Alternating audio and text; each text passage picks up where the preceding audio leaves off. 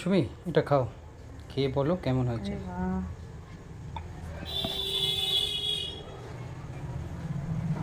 মোগলাই, আরে বাহ,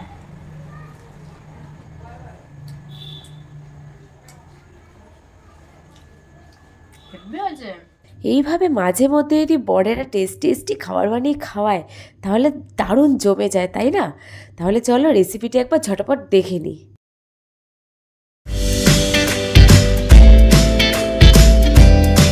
তাহলে এখানে মোগলাই পরোটাটা বানাতে আমাদের প্রথমে কী লাগছে তাহলে দেখে নিই।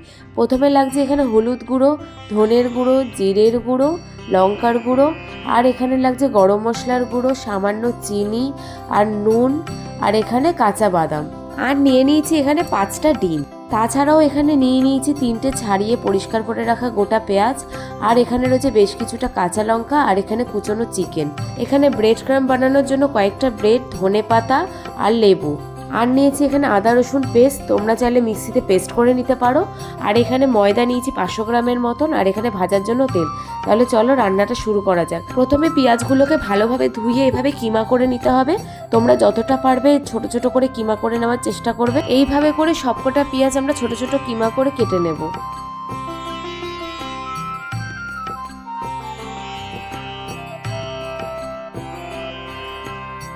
এইভাবে কাঁচা লঙ্কাগুলোকেও ছোট ছোট করে কিমা করে কেটে নেব। তোমরা তোমাদের ঝাল অনুযায়ী কাঁচা লঙ্কাটা ব্যবহার করো। প্রথমে আমরা পুরটা বানিয়ে নেব। পুরটা বানানোর জন্য প্রথমে গ্যাস অন করে কড়াই বসিয়ে দেব। কড়াইটা ভালোভাবে গরম হয়ে এলে বেশ কিছুটা তেল দিয়ে দেব। তেল দিয়ে ভালোভাবে নেড়ে গরম করে নিতে হবে। তেলটা ভালোভাবে গরম হয়ে আসলে তারপরে কাঁচা বাদামটা দিয়ে ভালোভাবে লাল লাল করে ভেজে নিতে হবে। এই সময় গ্যাসের ফ্লেমটা যেন লো টু মিডিয়াম হিটে থাকে। হাই থাকলে কিন্তু বাদামটা একদম পুড়ে যাবে। তো সেই জন্য একদম লো টু মিডিয়াম হিটে বাদামটা লাল লাল করে ভেজে নেব। তো আমাদের দেখতেই পাচ্ছ এখানে বাদামটা ভাজা হয়ে গেছে, তো একটা পাত্রে তুলে নিয়েছি। তবে বাদামটা ভাজার সময় কিন্তু লক্ষ্য রাখতে হবে বাদামটা একটু পুড়ে না যায়। তো তারপরে আমরা ওই তেলেই আবার পেঁয়াজ কুচি, লঙ্কা কুচি দিয়ে ভালোভাবে লাল করে ভেজে নেব। তো এই সময় গ্যাসের ফ্লেমটা একটু হাই করে দেব। পেঁয়াজটা হালকা বাদামি রং ধরলে গ্যাসের ফ্লেমটা লো টু মিডিয়াম হিটে রেখে ভালোভাবে লাল লাল করে আমরা পেঁয়াজটা ভেজে নেব। তাহলে তোমরা দেখতে পেলে আমার পেঁয়াজটা ভালোভাবে ভাজা হয়ে গেছে। এরপর আমরা চিকেন কিমাটা দিয়ে সামান্য নুন দিয়ে ভালোভাবে সতে করে নেব। ঠিক এই সময় গ্যাসের ফ্লেমটা কিন্তু একটু হাইতে রাখতে হবে। তারপর 2 মিনিট নেড়ে নেওয়ার পরে চিকেনটা সেদ্ধ হওয়ার জন্য 10 মিনিট ঢেকে রাখবো। তাহলে এখানে চিকেনটা সেদ্ধ হতে থাক, ততক্ষণে আমরা পুরের জন্য কিছুটা ব্রেড ক্রাম্ব বানিয়ে নিই। তো এখানে ব্রেড ক্রাম্ব বানানোর জন্য কিছুটা ব্রেড নিয়ে এখানে পিস পিস করে কেটে মিক্সিতে ভালোভাবে গুঁড়ো করে নিতে হবে। আপনারা চাইলে এখানে বিস্কুটের গুঁড়ো ব্যবহার করতে পারেন, তাতে কোনো অসুবিধা নেই। তাহলে এখানে আমাদের ব্রেডটা ভালোভাবে গুঁড়ো হয়ে গেছে, আর এখানে চিকেনটাও আমাদের ভালোভাবে সেদ্ধ হয়ে গেছে। তো ভালোভাবে নেড়ে নিয়ে তো আমরা বেসিক মশলাগুলো দিয়ে দেব।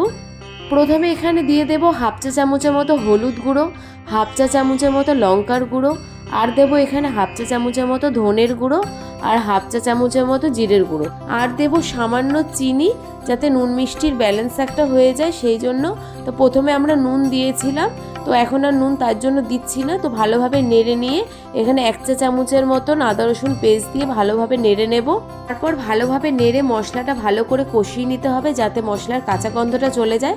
তার জন্য 10 মিনিটের জন্য আমরা আবার ঢেকে রাখবো। তারপর 10 মিনিট পর ঢাকা খুলে নিয়ে ভালোভাবে নেড়ে নিতে হবে। ভালোভাবে নেড়ে নিয়ে তারপরে এখানে গুঁড়ো করে রাখা ব্রেড ক্রাম্বটা আমরা দিয়ে দেব। এরপর চিকেনের সাথে ভালো করে ব্রেড ক্রাম্বটা মিশিয়ে নেব। তারপরে ব্রেড ক্রাম্বের সাথে ভালোভাবে চিকেনটা মিশে গেলে তারপরে কিছুক্ষণের জন্য গ্যাস বন্ধ করে ঢেকে রাখবো। গ্যাস কিন্তু অন রাখবেন না, তাহলে কিন্তু জুসি ভাবটা চলে যাবে। তারপরে এখানে কিছুটা ফ্রেশ ধনেপাতা নিয়ে কুচি কুচি করে কেটে নেব। এরপর ভেজে রাখা বাদামটাকে ভালোভাবে আমরা ক্রাশ করে নেব। এখানে কিন্তু একদম গুঁড়ো গুঁড়ো করবেন না, আধা ভাঙা যেন থাকে, যাতে মুখে পড়ে সেই হিসাবে বাদামটা রাখবেন। তাহলে এখানে আমার বাদামটা ভালোভাবে ক্রাশ করা হয়ে গেছে। এবার ঢাকনা খুলে এখানে ক্রাশ করা বাদামটা দিয়ে দেব। দিয়ে তারপরে ফ্রেশ কুচিয়ে রাখা ধনেপাতাটা দিয়ে দেব। তারপরে অর্ধেকটা লেবু নিয়ে লেবুর রস দিয়ে দেব। দিয়ে ভালোভাবে নেড়ে নিতে হবে। তাহলে এখানে আমাদের পুরটা ভালোভাবে রেডি হয়ে গেছে। এরপরে পুরটা একটা পাত্রে ঠান্ডা হওয়ার জন্য তুলে নেব। আচ্ছা, এখানে আমি গরম মশলা দিতে ভুলে গেছিলাম। তোমরা কিন্তু আমার মতন এই ভুলটা অবশ্যই করো না। তো এখানে আমি সামান্য গরম মশলা দিয়ে ভালোভাবে নেড়ে নেব। তাহলে এখানে আমার পুরটা ঠান্ডা হতে থাক, ততক্ষণে পরোটার জন্য আমি একটা ডো বানিয়ে নিই। তাহলে এখানে আমি 500 গ্রামের মতন ময়দা নিয়ে নিয়েছি, তাতে সামান্য চিনি, সামান্য নুন আর 1 টেবিল চামচের মতো সাদা তেল দিয়ে ভালোভাবে মেখে নেব।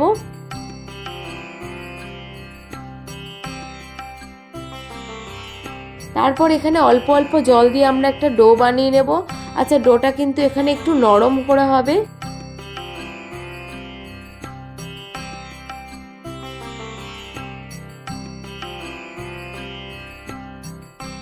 ময়দাটা ভালোভাবে মাখা হয়ে গেলে তারপরে 1 টেবিল চামচের মতো সাদা তেল নিয়ে আবারও ভালোভাবে মেখে নেব। এবার ময়দাটা ভালোভাবে সেট হওয়ার জন্য 10 মিনিটের জন্য আমরা ঢেকে রেখে দেব। 10 মিনিট পর ঢাকনা খুলে নিয়ে আবারও ভালোভাবে মেখে নেব। তো দেখতেই পাচ্ছ ভালোভাবে ময়দাটা আমাদের সেট হয়ে গেছে।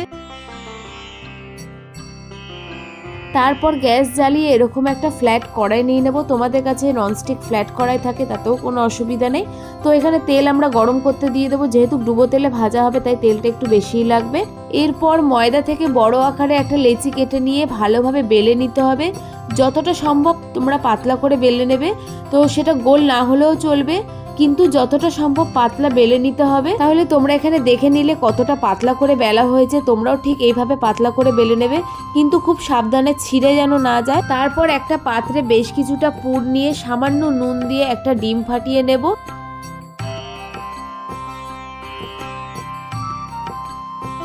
এরপর পুরের সাথে ডিমটাকে ভালোভাবে ফেটিয়ে মিশিয়ে নিতে হবে। প্রথমে পরোটার 2 সাইড ভাঁজ করে নিতে হবে।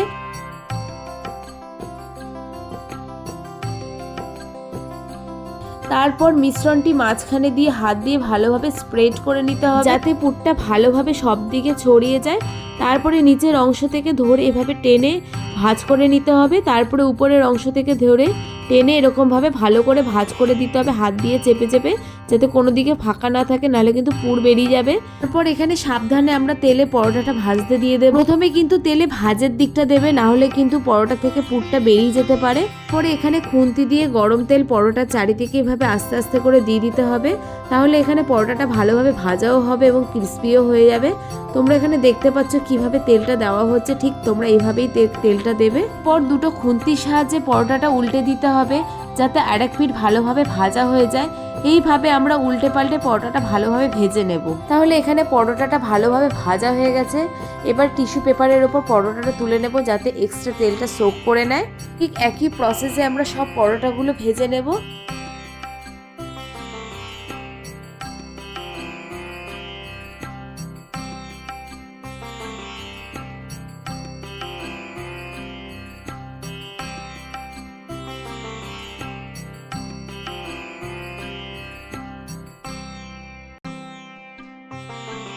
তাহলে এখানে তৈরি হয়ে গেল বরের হাতের গরম গরম চিকেন মোগলাই পরোটা। বাইরে থেকে না কিনে এইভাবে বাড়িতে আপনারা অবশ্যই একবার বানিয়ে দেখুন, আশা করি আপনাদের ভীষণ ভালো লাগবে।